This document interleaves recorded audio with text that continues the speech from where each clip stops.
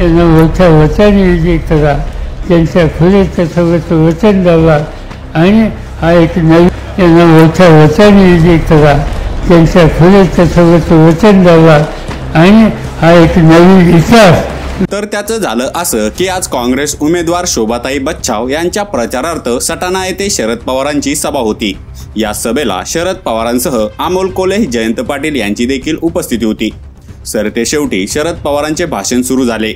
शरद पवार भाषणाच्या शेवटाला आले असता अचानक वादळ आणि वारा सुरू झाला आणि मंचावरील शरद पवारांच्या पाठीमागे लावलेले बॅनर हे वाऱ्यामुळे पडत असल्याचे कार्यकर्त्यांना कळाले.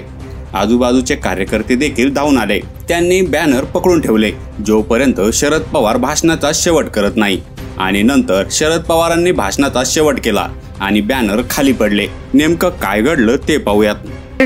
ते काम एकच आहे की या निवडणुकीमध्ये भाजपचं पराभव करणं आणि त्यासाठी डॉक्टर सोमनाथ बच्छाव यांना मोठ्या वचाने विजय करा, त्यांच्या खुलेचं सगळं वचन द्यावा आणि हा एक नवीन इतिहास घडवण्याच्या संबंधीची कामगिरी आपण नवीन करू एवढंच या ठिकाणी सांगतो.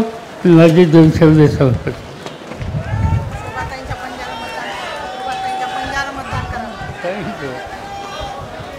तुम्हाला काही खून सांगायची गरज नाही. शोभाताईंची खून पंजावर लक्ष ठेवा, पंजाच्या सगळं वचन द्यावं.